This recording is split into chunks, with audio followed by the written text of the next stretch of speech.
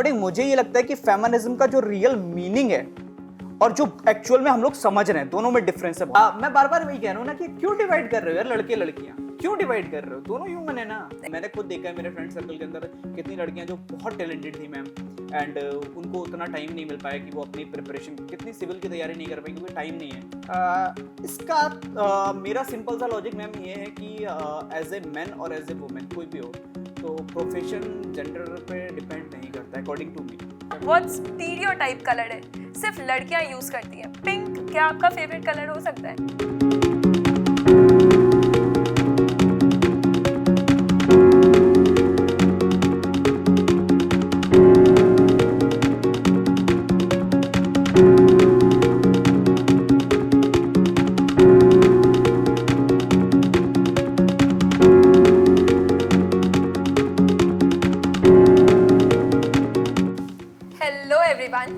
अड्डा 24/7 में आपका स्वागत है। आज दुनिया भर में इंटरनेशनल विमेंस डे सेलिब्रेट हो रहा है, तो हर जगह हम लोग सुनते हैं कि विमेन का क्या राय है इंटरनेशनल विमेंस डे पर आज हम जानेंगे एक मैन का राय इंटरनेशनल विमेंस डे पर। तो आज हमको साहिल सर बताएंगे हम सभी को कि उनकी क्या राय है। स्वागत है सर आपका। बिल्कुल, नमस्कार सभी को। सर पहला सवाल तो ये वर्ड बहुत फेमस है, फेमिनिज्म, फेमिनिस्ट, तो इससे आपकी क्या राय है? एकदम आते ही मैम ने क्वेश्चंस का पिटारा खोल दिया है और पहला ही क्वेश्चन ऐसा है फेमिनिज्म की अगर हम बात करें जो आज के टाइम में बहुत ज़्यादा मैम अगर हम देखें इवन फ़ोन के व्हाट्सएप स्टेटस से लेकर न्यूज़ चैनल की हेडलाइन तक काफ़ी जगहों पे ये रहता है वर्ड्स। और एक चीज़ मैं बोलना चाहूँगा, जितना भी मैं यहाँ पे अभी बता रहा हूँ इस चीज़ पे अगर मैं बात कर रहा हूँ तो ये मेरा अपना ओपिनियन है ना। सो जरूरी नहीं कि ये सबका मतलब सारे लोग उसी को फॉलो करते हो। सो ओपिनियन के अकॉर्डिंग मुझे ये लगता है कि फेमिनिज्म का जो रियल मीनिंग है और जो एक्चुअल में हम लोग समझ रहे हैं, दोनों में डिफरेंस है बहुत बड़ा। आज के टाइम पे अगर आप बात करते हैं फेमिनिज्म तो ऐसा लगता है कुछ अलग हुआ है, कोई कंट्रोवर्सी हुई है, कुछ ऐसा हुआ है कि जो गलत हुआ है कहीं ना कहीं नेगेटिव उसको लिया जा रहा है। एंड रियलिटी अगर हम देखें इसको लाया जो गया था वो इसलिए लाया गया कि कहीं ना कहीं जैसे माँ बाप के लिए लड़का और लड़की दोनों बराबर होते हैं, है ना। माँ ये सोच के नहीं डांटती कि मेरा लड़के ने कर दिया तो मैं डांटूं, लड़की ने कर दिया तो नहीं डांटूं, वो दोनों को डांटती है ना। तो कहीं ना कहीं फेमिनिज्म इसलिए लाया गया कि समाज लड़का और लड़की दोनों को इक्वल रखे, दोनों को बराबर रखे, कोई हाइप क्रिएट नहीं करनी इससे उस चीज की। तो सर की राय ये है कि फेमिनिज्म का ये मतलब नहीं होता है कि हम फेमिनिज्म को यानी फीमेल जितनी है उनको ऊपर रखें, हम मेल को नीचे रखें, दोनों को बराबर, दोनों को इक्वली ट्रीट करने का मतलब होता है फेमिनिज्म। तो विमेन क्यों लड़ती हैं अपने एम्पावरमेंट के लिए, और ये जो राइट्स है विमेन की, ये आजकल इतना ज़्यादा सोसाइटी में इसको इनकरेज क्यों किया जा रहा है? वही चीज़ है थोड़ा सा मैम, मैं भी इस चीज़ पे कभी अगर बात करूं कि वुमेन लड़ती हैं अपने राइट्स के लिए, तो हुआ क्या है कि कहीं ना कहीं जो अभी तक का एक हम बात करें आज से 20 साल पहले तो एक क्राइटेरिया सेट थे कि लड़की को इतना करना है ना, शादी होने से पहले इतना करना है, शादी होने के बाद थोड़ा सा कि इतना करना है, उसके अलावा कुछ और नहीं था। वहीं अगर हम बात करते थे मेन की तो कोई क्राइटेरिया सेट नहीं था कि क्या करना है। सो उस चीज को लेकर, उस इक्वालिटी के लिए लेकर आवाजें उठी, उस बराबर को लाने के लिए, उन दोनों चीजों को इक्वल करने के लिए आवाजें उठी। और वो चीज बेहतर है कि आप अपनी आवाज को रख रहे हो, वो बेहतर है कि आप अपना राइट को मांग रहे हो। लेकिन पॉइंट यही आ जाता है कि वो राइट की लड़ाई आखिर आई क्यों? अगर ऑलरेडी कोई मेरे को मेरा हिस्सा दे रहा है तो फिर मैं उससे क्यों कहूंगा कि कुछ और मुझे चाहिए। बट हम हिस्सा तब मांगना स्टार्ट करते हैं जब मुझे लगता है कि वहां पे मुझे अपना जो हिस्सा है वो नहीं मिल रहा। जैसे आप कई सारे से केसेस देखती होंगी, कई सारी सी जगहों पे दिखता है, तो बहुत सारी सी जगहों पे अलग अलग चीज़ों पर बात होती है, अलग अलग मुद्दे लिए जाते हैं उनके, लेकिन कभी भी उस चीज़ को अगर हम देखें तो पॉजिटिवली सिंपल सा फंडा इतना ही है कि यार आखिरकार वो हुआ क्या, मतलब ऐसा आवाज़ उठाने की जरूरत क्यों पड़ी। तो अगर हम उस बेस पे काम करेंगे तो हमें आगे कुछ करने की आवश्यकता नहीं पड़ेगी। यानी विमेन एम्पावरमेंट बस इतनी सी बात है कि विमेन जिनका राइट कहीं ना कहीं कुछ दब गया है तो उसको फिर से उजागर किया जा सके। इसका ये मतलब बिल्कुल भी नहीं है कि हम अपने सोसाइटी के मेल को सुपरसीड कर रहे हैं, हम दोनों को इक्वली ट्रीट कर रहे हैं। ये है विमेन एम्पावरमेंट। सर एक टॉपिक जो कि काफ़ी ज़्यादा चर्चा में होता है, मैं भी कभी कभी कंफ्यूज हो जाती हूँ कि मैं जीन्स पहनूँ या सलवार समीज।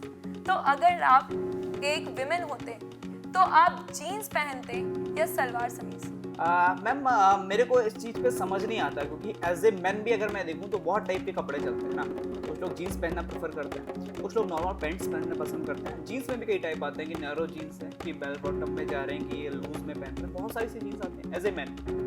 तो वहाँ कोई क्राइटेरिया सेट तो नहीं है कि मेरे को नैरो पहननी है, कि मेरे को पैंट पहननी है, कोई क्राइटेरिया सेट नहीं। मतलब क्या है कि अगर मैं एज ए बॉय बात करूँ, एज ए मैन मैं बात करूँ, तो क्या रहता है कि यार मुझे ये पहनना पसंद है, मैंने पहन लिया, ये तो होता है। या हम बोलते हैं कि मेरे ऊपर अच्छी लगती है, मैंने पहन ली। तो सिंपल थॉट फिर वहाँ गर्ल्स के लिए हो जाता है भाई, कि जो उनको पहनना पसंद है पहली चीज वो पहनेंगे, और दूसरी चीज जो उनको सूट कर रहा है वो पहनेंगे। तो सर की राय तो बहुत ज़्यादा मॉडर्न है और सर को बहुत ज़्यादा स्टाइल स्टेटमेंट के बारे में भी बहुत पता है। बेल बॉटम जीन्स और narrow jeans, very good sir. So sir मेरा एक सवाल ये है आपसे कि अगर आप एक विमेन होते हैं, है ना, एक औरत होते हैं, और आप जैसे टीचर हैं, काफ़ी अच्छा सर रीजनिंग पढ़ाते हैं, आजकल तो ये चल रहा है reasoning is equal to Sahil sir, तो क्या आप टीचिंग को ही प्रोफेशन चूज करते हैं या फिर आप किसी दूसरे प्रोफेशन में जाना चाहते हैं? इसका मेरा सिंपल सा लॉजिक मैम ये है कि एज ए मैन और एज ए वुमेन कोई भी हो, तो प्रोफेशन जेंडर पे डिपेंड नहीं करता है according to me.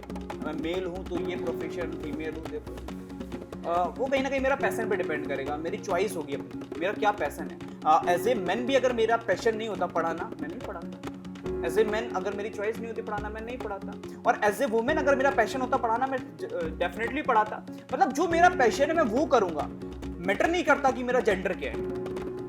Exactly sir. तो सर का ये कहना है कि आइडिया जो है वो ह्यूमन पे बेस होती है, वो जेंडर पे बेस नहीं होती। तो सर अगर हम हर्डल्स का बात करें, तो अगर एज अ विमेन, मतलब आपको क्या लगता है कि कुछ हर्डल्स आती है ऑक्यूपेशन में? अगर मैं 10 बजे रात को क्लास लेकर बाहर निकल रही हूँ, तो क्या ये मेरे लिए सेफ है? या विमेन कर्फ्यू को आप सपोर्ट कर रहे हैं, जो 9 बजे के बाद बहुत सारे स्टेट्स में विमेन पे कर्फ्यू लग जाता है, तो आपका इसमें क्या राय है? सबसे पहले मैम हमें इस चीज़ को समझना होगा कि विमेन कर्फ्यू के पीछे का रीज़न क्या है। अगर कहीं 9 बजे के बाद कह रहे हैं कि लड़कियों को नहीं निकलना है, पाबंदी लगा दी, कर्फ्यू लगा दिया, तो मुझे सिर्फ इतना जानना है कि क्यों।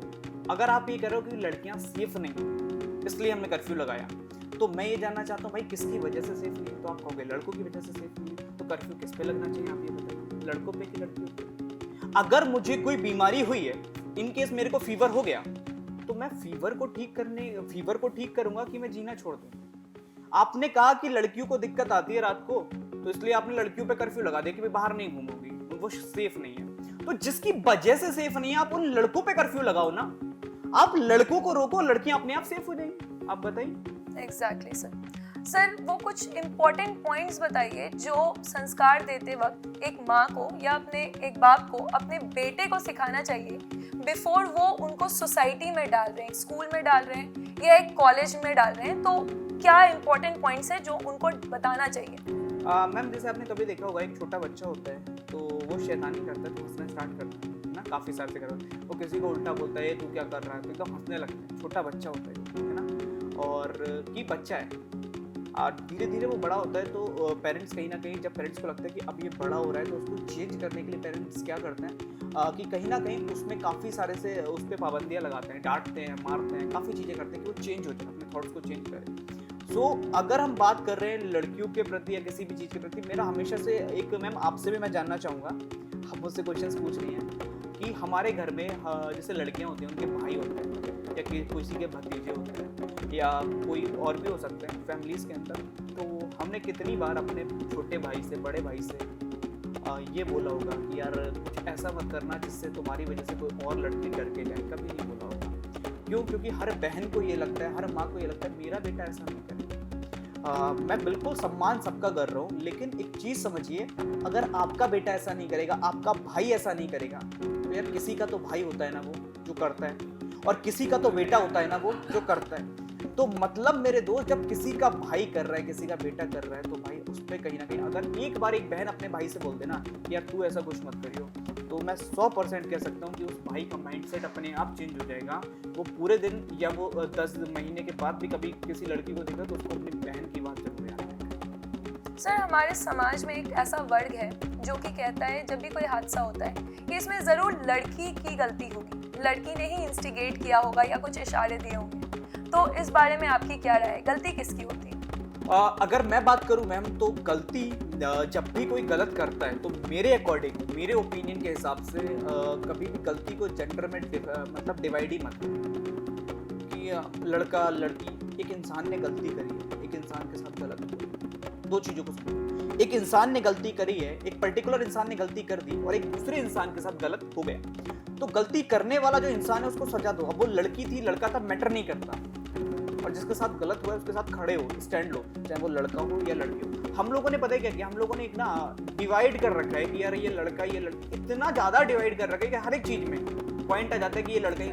उस चीज से हट के अगर हम इंसानों पे बात करेंगे ना कि वो भी एक इंसान है वो भी एक इंसान है, तो डेफिनेटली चीजें अपने आप सही होती चलती है। सर एज अ फादर, ठीक है, अगर आपकी एक बेटी होती, सर की शादी नहीं हुई है वैसे फॉर क्लैरिफिकेशन, पर अगर आपकी एक बेटी होती तो क्या आप कंफर्टेबल होते 10 बजे रात में वो लड़की ऑफिस से बाहर निकल रही है और काम कर रही है? मैम इस चीज़ पे मैं ना आपको दो एग्जांपल देता हूँ। फर्स्ट जो दोनों मेरे रियल लाइफ एग्जांपल्स हैं। एक जो मेरे साथ अभी हुआ है, जब मैं यहीं अड्डा 247 में जॉब करता हूँ और मैं शाम को लेक्चर लेकर 11 बजे के बाद जा रहा था ऑफिस से रूम की तरफ अपने। मैं रात को निकला 11 बजे के बाद एक गली में से, तो वहाँ ना 4 से 5 लड़कियाँ वॉक कर रही थी एंड स्मोक कर रही थी साथ में। तो और वो पांचों की पांचों लड़कियाँ जहाँ से मैं एंटर हुआ वहाँ से लेकर जब तक मैं अपने रूम तक, वो लगातार मुझ पर कमेंट करती रही एंड वहाँ मैं बहुत ज़्यादा अनकंफर्टेबल फील कर रहा था। मैं अपना फ़ोन नीचे का जल्दी से, मुझे लग रहा था कैसे भी रूम पर पहुँच जाऊँ। तो ये फर्स्ट फील तो मुझे ये हुआ कि जब एक मैन होके मुझे ऐसा फील हुआ, तो अगर किसी लड़की के साथ ऐसा होता होगा तो उसको कैसा फील होता होगा। फर्स्ट पॉइंट तो ये था। तो ये मैंने आपको बताया कि जेंडर स्पेसिफिक नहीं है, लड़कियों ने भी किया है ना, और लड़के के साथ हुआ। एंड सेकेंड एग्जाम्पल मैं बताता हूँ कि मेरी एक फ्रेंड है, तो वो एक बहुत बड़ी MNC है, नाम नहीं लूँगा मैं, तो वो उस MNC में इंटरव्यू देने आई थी किसी दूसरी जगह से, अप्रॉक्स 400 to 500 किलोमीटर्स का जर्नी तय करके यहाँ फर्स्ट टाइम आई नोएडा के अंदर इंटरव्यू दिया। इंटरव्यू उनका हुआ, इंटरव्यू के बाद उनको उस जगह के बारे में पता नहीं था, फर्स्ट टाइम वो उस दिन आई थी। सो उन्होंने अपने जो भी है उनके वहाँ पे उन्होंने इंटरव्यू लिया, उन्होंने कहा सर मुझे ये नहीं पता कि कहाँ से ऑटो मिलेगा मेट्रो के लिए, आप मुझे बता दो। सो वो बोले कोई नहीं, मैं जा रहा हूँ, मैं आपको ड्रॉप कर दूँगा मेट्रो पे। तो वो बोली नहीं कि बता दो आप, मैं आपको टाइम लगेगा? तो बोले नहीं मैं अभी चलता हूँ। वो तुरंत चले गए उनको लेके, एंड कार में जाने के बाद उन्होंने वही मेट्रो तो ड्रॉप नहीं किया, बट वो वही फिर इंटेंशन उनके क्लियर होने लगी कि मैं आप में काफ़ी इंटरेस्टेड हूँ और आपको वहाँ पहुँचा दूंगा, ये कर दूंगा वो कर दूंगा। सो कहीं ना कहीं वो चीज़ भी फील होती है यार कि क्या हो रहा है। उस जगह पे मुझे ये रियलाइज़ हुआ कि यार कहीं ना कहीं मैं बच गया कि मैं एक लड़की थी। एंड उस दिन मुझे ये रियलाइज़ हुआ कि लड़कियां कहाँ जा रही हैं, तो मतलब आने वाले 20 साल में हो सकता है लड़कों को सेव करने की बात करने लगे। तो दोनों पॉइंट हैं, दोनों पहलू हैं, हमें एज ए ह्यूमन ही दोनों को ट्रीट करना पड़ेगा, क्योंकि वो होता है ना, एक बच्चे को आप लाड़ प्यार दोगे तो वो बिगड़ना तय है, और नहीं प्यार करोगे तब भी बिगड़ना तय है। तो आपको दोनों को इक्वल में लेकर चलना पड़ेगा। एग्जैक्टली सर ने अभी 2 इवेंट कोट किए, और आपको फर्स्ट इवेंट जहाँ पे सर विक्टिम थे वो सुन के शायद हंसी आई होगी। हमारे सोसाइटी में होता है कि हम लड़के के सेंसिटिविटी को नहीं समझ पाते हैं, और लड़कियों का जो ये केस होता है तो सुन के आपको अग्रेशन आया होगा, गुस्सा आया होगा। तो क्यों नहीं हम लोग दोनों जेंडर को इक्वली ट्रीट करते हैं? ये आज सर का थॉट है। बिल्कुल मैम, मैं इसी चीज़ पे एक पॉइंट को मैं बोलना चाहूँगा कि अगर हम बात करते हैं, जैसे मैम ने अभी बताया था, मैंने क्लियर किया था, तो आपने बोला हंसी आई होगी, डेफिनेटली हंसी आई होगी आपको सुनने के बाद, है ना। लेकिन मैं आपको एक चीज़ बताऊँ कि कभी ना कभी लड़कियों के साथ ऐसा होना स्टार्ट हुआ होगा, जब लड़कों ने कमेंट करना स्टार्ट किया होगा, तो हो सकता है उस टाइम के लोगों को उस बात पे हंसी आई हो शुरुआत कि मजाक कर, मतलब जो भी उन्होंने समझा हो, एंड वो हंसी आज ऐसा कंडीशन पे आ गई कि हमें प्रोटेस्ट करने पड़ रहे हैं। तो अगर आज लड़कियां कर रही हैं और हम हंसी में ले रहे हैं, मजाक में ले रहे हैं, तो हो सकता है 20 साल के बाद हमें लड़कों को बचाने के लिए प्रोटेस्ट करने पड़े, तो बड़ी चीज़। सर मैं आपका थॉट जानना चाहूँगी कि आपको किस टाइप की लड़कियाँ पसंद है। जैसे बहुत स्टीरियोटाइपिंग करते हैं हम, है ना, कि इस टाइप की लड़की हमको पसंद है या इस टाइप की लड़की मुझे पसंद है। तो कुछ क्वालिटीज़ आप बताएं जो किसी लड़की को में होना चाहिए ताकि वो आपको इम्प्रेस कर सके। अगर मैं मैम बात करूँ तो कभी भी मैं आपको सच्चाई बताता हूँ कि लुक मैटर नहीं करता। क्यों? क्योंकि मेरा अपना जो ओपिनियन है, मैं सच बताऊँ तो मैं भगवान में ज़्यादा बिलीव करता हूँ थोड़ा सा, है ना। सो मेरे को ये लगता है कुछ टर्म्स जो जितनी भी मैंने सुन रखी अपने घर वालों से जो मुझे सुनने को मिला, तो मैं उनकी काफ़ी बातों को फॉलो करने की कोशिश करता हूँ। तो वहाँ मेरे को एक चीज़ मिली कि यार कि हम ना जब भी किसी माँ मेरी कुछ बनाते हैं, कोशिश ये करते हैं कि उसमें कमी ना निकालें, है ना। चिढ़ाने के लिए तो निकाल सकते हो, बट एक कोशिश होती है कि उसमें कोई कमी हमारी नहीं निकालेंगे। तो मेरा ये थॉट है कि लड़के हों या लड़कियां हों, सबको बनाया भगवान ने। तो मेरा वो लेवल नहीं, मेरा वो अभी दर्जा नहीं कि मैं उस ऊपर वाले के काम में कमी निकाल दूं कि इसमें ये कमी है ना। सो वाई लुक मैं कभी किसी को जज नहीं कर पाता, ना मैं करना चाहता हूँ, क्योंकि वो कहते हैं ना कि किसी भी बुक को आप उसके कवर पेज से जज नहीं कर सकते। सर ये थॉट क्यों है हमारे सोसाइटी में? जैसे आपने बहुत अच्छा आंसर दिया है, अगर मुझे शादी करनी होगी तो मैं बोलूँगी कि लड़के के पास सरकारी नौकरी है या नहीं, या उसका पैकेज क्या है। लेकिन अगर आपको शादी करनी होगी तो ज़्यादातर लड़के जो ये पूछते हैं कि लड़की रोटी कितना गोल बना सकती है। तो ये ऐसा थॉट क्यों है? आप क्यों नहीं पूछेंगे लड़की से कि उसकी पैकेज कितनी है, या मैं क्यों नहीं पूछ सकती कि उसका भी लड़के मैं को? आपको आंसर करता हूँ कि जिस दिन लड़की के घर वाले ये पूछना बंद कर देंगे कि लड़के के पास गवर्नमेंट जॉब है कि नहीं है, उसका पैकेज कितना है, आई थिंक लड़के के घर वाले ये पूछना बंद कर देंगे कि लड़की कितनी करोड़पति है। Okay sir, so excellent answer. Sir as a man आप क्या चेंजेस या क्या कंट्रीब्यूशन कर सकते हैं हमारे सोसाइटी में, ताकि विमेन को वो प्लेस मिले जिसकी वो हकदार है, या इक्वल प्लेस मिले, इक्वालिटी मिले? मेरे अकॉर्डिंग कोई बहुत बड़े चीज़ की जरूरत ही नहीं है। मुझे ऐसा लगता है कि हम गलत जगह ट्राई कर रहे हैं। हम ट्राई किसको कर रहे हैं? हम लड़कियों को बचाने के लिए ट्राई कर रहे हैं। हमें ट्राई गलत, मतलब वो होता है ना कि सिग्नल ही गलत जगह जा रहा है। हमको ट्राई किसको करना है? हमको लड़कों को समझाने के लिए ट्राई करना है। हमको लड़कों की सोच बदलने का ट्राई करना है। घर वाले समझाएं, स्कूल वाले समझाएं, कहीं से समझो, लड़कों की सोच को विकसित करना है। लड़कियां अपने आप सेफ हो जाएंगी। लड़कियों पे कोई काम करने की आवश्यकता नहीं कि क्या पहनना है, क्या नहीं पहनना है, कब जाना है, कब आना है। इस पे काम करते हैं। काम करना है। लड़के से पूछो भाई तू 11 बजे के बाद क्यों आ रहा है, पूछो ना। कि कितनी लड़कियां आज तुझे छेड़ी थी, कितनी लड़कियां आज तेरी वजह से आंखें नीचे करके निकली हैं। सर कभी कभी बात फिजिकल एंड्योरेंस की होती है। जैसे आप जानते हैं सुप्रीम कोर्ट ने अब अलाउ कर दिया है विमेन को एनडीए में, सीडीएस में भी सीट्स बढ़ने वाली हैं। हम लोग शॉर्ट सर्विस कमीशन से परमानेंट सर्विस कमीशन की ओर जा रहे हैं। तो पहले बात थी फिजिकल एंड्योरेंस की, लेकिन ये क्यों माना गया, ये डिसीजन अभी क्यों लिया गया है? हमको ये फिजिकली इक्वल अभी क्यों माना गया है? इतना डिले क्यों हुआ है इसमें?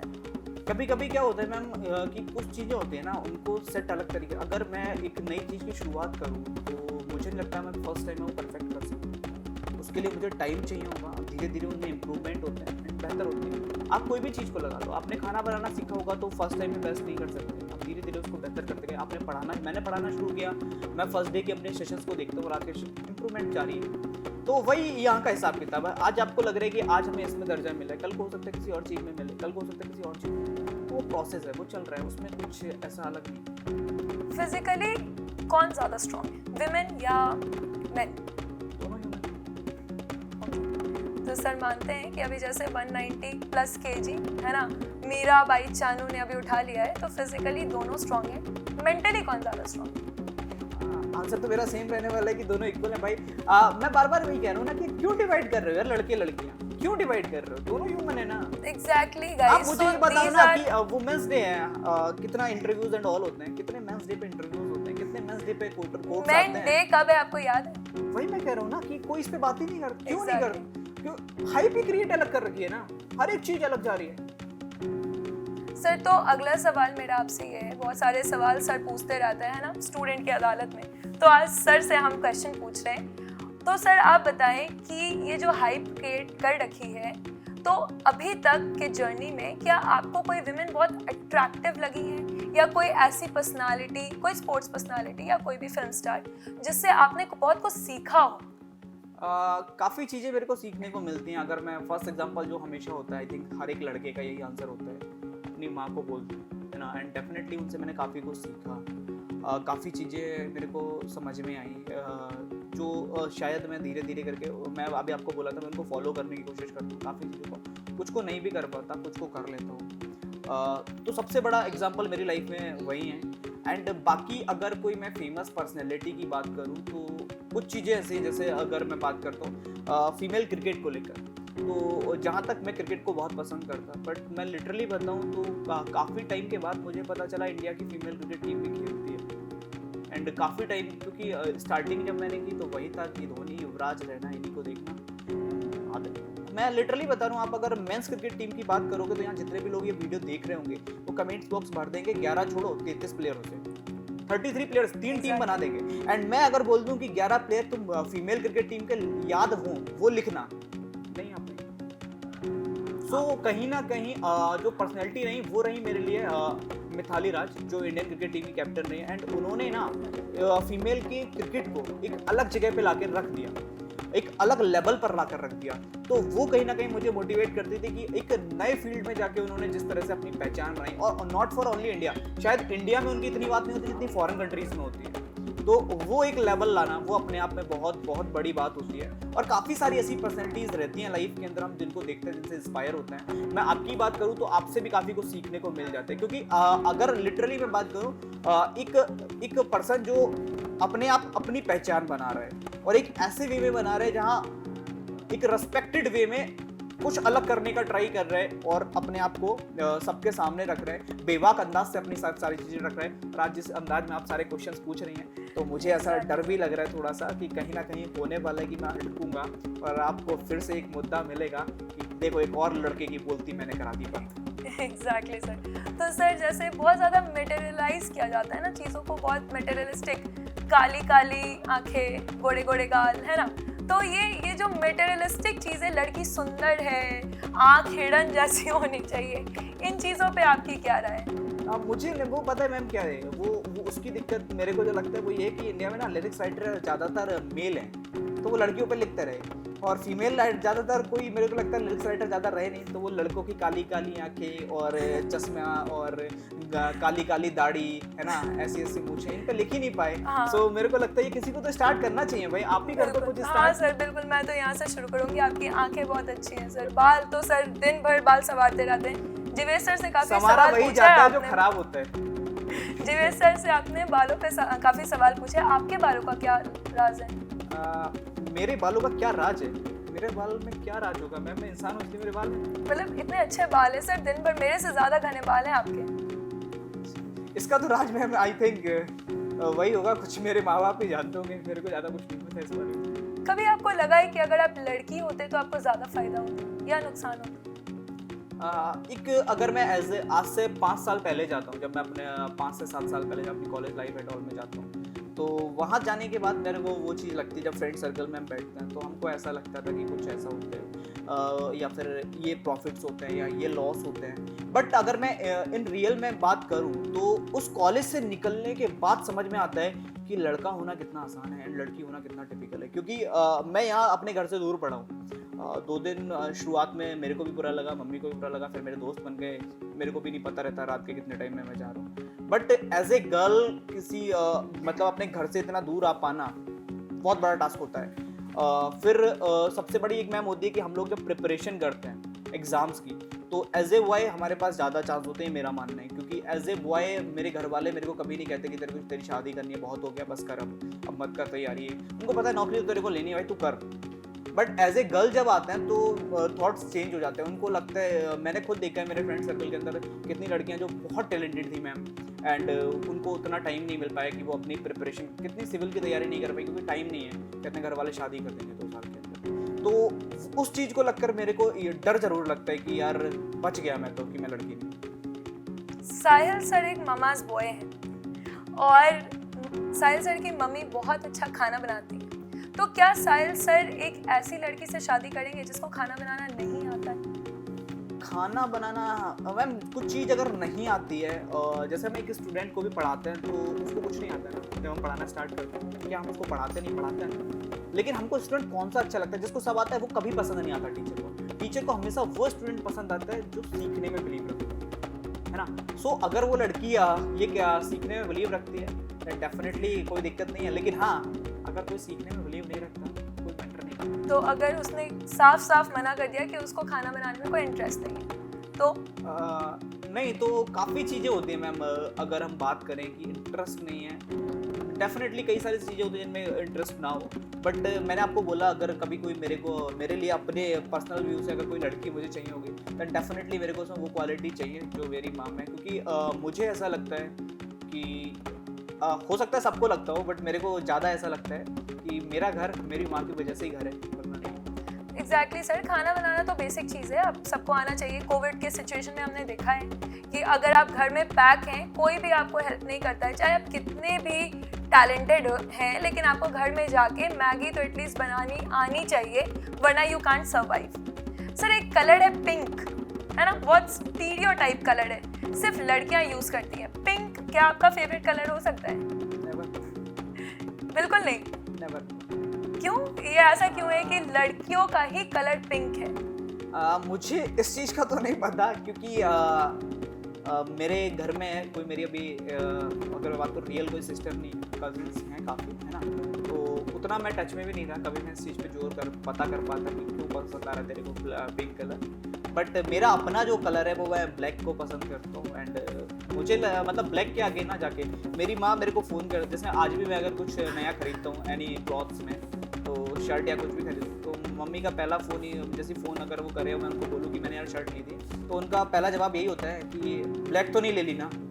सीधा उनका ही होता है, ब्लैक तो नहीं ले ली ना, बहुत भरी हुई है। तो पिंक को लेकर इतना कंट्रोवर्सी क्यों है? अगर मैं आपको एक पिंक कलर का टी शर्ट गिफ्ट करूं, तो क्या आप ऑफिस पहन के आएंगे पिंक कलर का टी शर्ट?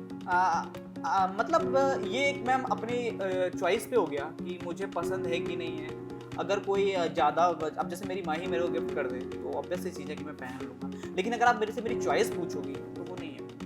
ओके सर, तो आपने बहुत सारे क्वेश्चंस का बहुत सारा आंसर दिया है, बहुत अच्छे आंसर्स दिए हैं, इंटरेस्टिंग आंसर्स दिए हैं, तो thank you for your opinion sir. बहुत अच्छा लगा आपसे बात करके, और सर ने इस बात को हाईलाइट किया है कि it is women's day, but it is not that women in any case is more superior. ये किसी भी तरह से वुमेन जो हैं वो ज़्यादा ऊंची या ज़्यादा ऊपर हैं, ये बस इक्वल हैं हमारे सोसाइटी में। और इंटरनेशनल वुमेन्स डे जो कि यूनाइटेड नेशंस मनाता है, वो आज सेलिब्रेट होता है 8 मार्च से।